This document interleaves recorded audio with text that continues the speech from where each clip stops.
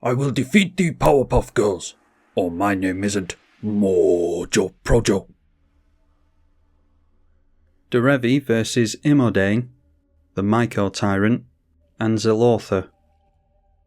And there we have a means of untapping. We're playing a Millennium Calendar deck, an attempt at a Millennium Calendar deck. I've no idea how it's going to go. Yeah, don't have all of our colours. We could buy time with a Supreme Verdict, I suppose, but it's not the best. Let's mulligan that. Okay, and into more of our colours with a Seedborn Muse and a means of getting out the Millennium Calendar is good. Just need a means of protecting the Millennium Calendar once we actually manage to get it into play. We play first and draw into a Wargate, which we can pay 4 mana into in total to get the calendar, meaning we don't have to sacrifice with this if we don't want to. So that might be an idea. Mycotyrant casting the Vamp Shooter now in the middle of Imodane's turn. Alright, and we draw into another island, so we'll get down, I don't suppose it matters which, go for the Talisman of Progress. Right, a Cabaretti Courtyard coming into play. It comes into play untapped, and then the sacrifice trigger goes on the stack straight away. They are allowed to tap it for green, thanks to our Yavimaya though. And that allows them into Elysian Caryatid this turn, so putting them a turn ahead potentially, compared to where they would have been. Now, seeing Avalrath's Stronghold for the Mycotyrant, also have the green colours fixed over here. Deciding to tap down the black mana into a Sol Ring. So looks like our Yavamaya's doing some work here. A Splinter Fright being played and goes into the bin immediately because there were no creatures in the bin. So that entered as a 0/0. Suggests our opponent's gone for some kind of Reanimator theme that's quite consistent with Mycotyrant. Alright, red mana being held up over here. There is a Whir of Invention. I was going to go for the Wargate here, or I was thinking about going for the Wargate. But now we can do Whir of Invention at instant speed and hope that we can get into some means of protection. If we could put 5 mana into this, we could give all of our permanents hexproof with the enchantment, the Privileged Position, is it called? Something like that. So yeah, we'll go for the calendar at the end of the turn because we don't need to put mana from our rocks into the calendar, thanks to the Seedborn Muse untapping lands. Well, there's a Luca, that's a good means of ramp for our opponent. And then buffing that straight away takes it up to 4 loyalty. And it is Whisperer in the Wilds, plenty of dorks here. Continuing to fix the colours of the Mycotyrant allows us to see the commander. And there's a Repercussion, that's a scary one, so if our opponent has a Chain Reaction or a Blasphemous Act or something, then the creature-based players are going to be hurting over there. We don't have too many creatures in this list, which could be a detriment to us. Anyway, we'll go for the Whir of Invention, where X is 1. And we will go after the Millennium Puzzle. It's time to do. And now we do have Wargate, so we can search for a means of fishing the Millennium Calendar out of the bin if it dies. This is the main issue with the Millennium Calendar. It does need to stay in play. But that Whir of Invention was an excellent draw, means that we could get that down at instant speed and then get down the Seedborn Muse as well. Oh, a Gilded Lotus is tempting. But probably get that down at next turn if the Seedborn Muse survives. Mana Confluence doesn't have to have us take life. So I'll just have to pray that we can actually have the Millennium Calendar survive here, and Seedborn Muse untaps all of our permanents during every untap step for anyone who doesn't know.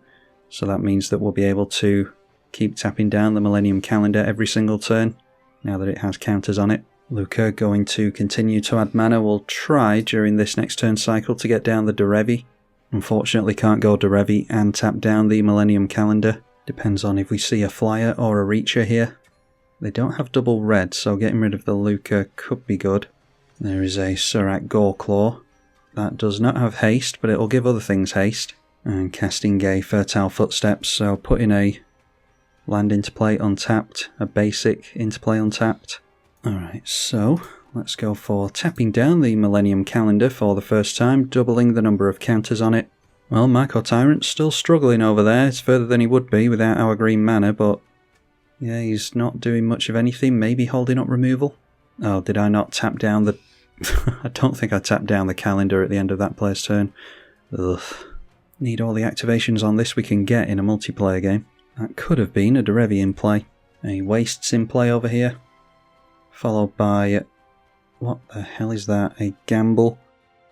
You remember when Magic cards used to look like Magic the Gathering cards? And then in for a Saw Ring, which we can assume that he tutored for. Discarded a Flame Slash at random, which could have got rid of the Seaborn Muse, so glad to see the back of that.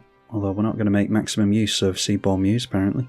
Alright, Imodane into play. So, yeah, we've missed out on an activation with the calendar, annoyingly. Noteworthy that any damage-dealing board wipes dealing damage to Imodane will be affected by the repercussion as well, so he has to watch out for his own life total. Let's go for Derevi into play. I'm going to obsess over missing that activation now. So Derevi coming into play, we can untap the Talisman at least, and then tap down the Talisman for mana, go for the Millennium Calendar. And this way we should be able to swing in some damage at the Mycotyrant player, and hopefully untap this. So untapping a bunch of stuff means the Millennium counter jumps up to 22. Alright, Heroic Intervention is excellent. That's the type of protection we want to see. So let's go in for the Gilded Lotus, which is really good with the Seaborn Muse. And then I'm going to risk the Mycotyrant not having any removal. Let's go Talisman of Curiosity this turn as well. And then with the floating mana from the Gilded Lotus and the Talisman, we can go for the Millennium Calendar, getting 44 counters on it.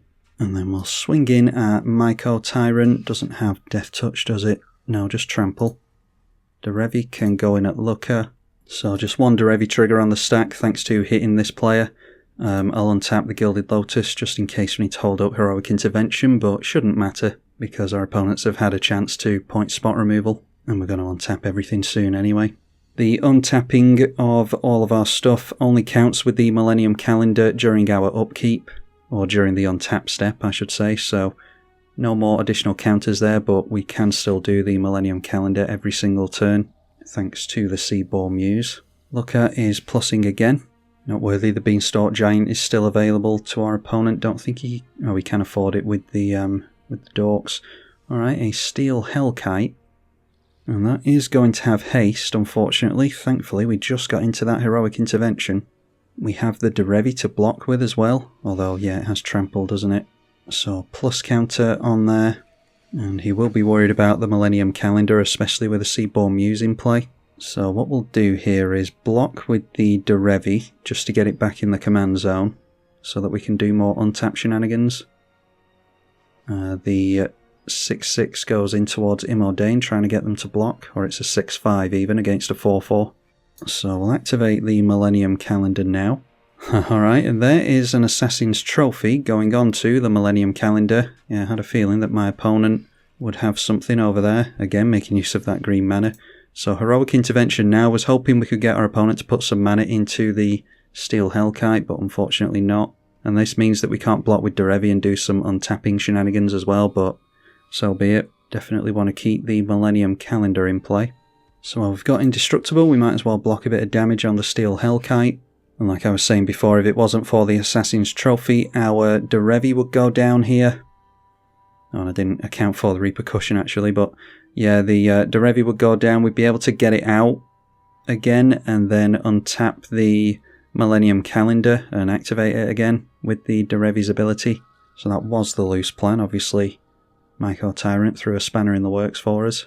So down comes the Zilortha, who could have got that down during the combat phase, or before the combat phase. Obviously was trying to hold up mana for the Hellkite though. Alright, so need to continue to dodge removal from the Mycotyrant. All three of our opponents are in colours that can get rid of the Millennium Calendar. Still no green mana. That is a Tyrite Sanctum, making a third land by turn 5. And next turn we're actually in a position where we can get hexproof on all of our stuff with the Wargate. If we can make a land, we can activate the Millennium Calendar as well. And the Tyrite Sanctum putting a plus counter on the Mycotyrant. So might be able to give that Indestructible next turn. Activate the Millennium Calendar before I forget. Currently on 176. After missing that last one that I'm obsessing over, I'll be upset if we don't manage to get our opponents with this. By just one activation, I mean. This player deciding to scoop because doesn't have enough green in his deck apparently. So that means that there's less activations with our Seaborn Muse now, which takes us from a difficult position to an even more difficult position. The Ruby Medallion, we might see Imodane start to go off here as well. A Fire Prophecy we saw previously, that's 3 damage onto one of the Mana Dorks. And then that triggers the Imodane and the Repercussion for more damage. So we take 3 damage to the Imodane, the Repercussion deals 3 damage to this opponent. And I'd be happy to block the Imodane with the Derevi. I think our opponent will know better than to do that though. So let's go for the activation on the calendar now. Wondering if we can just win next turn actually with the Deep Glow Skate. Got 352 counters on this now. Go through to the end step and now tap down our stuff. This means that we get more counters during the untap step of course. Okay, so Millennium Calendar putting counters on itself during the untap step. Heart of the cards, guide me. Let's finish this, Kaiba! Would you look at that? Called it up. I mean, we could grab it with the Wargate anyway, but yeah, now then. If we just get down the Deep Glow Skate here, this goes up to 120 plus 600 is 720. Then activate it. Is it as simple as that? And then we could always untap with Derevi anyway, so yeah, I think we've got it here.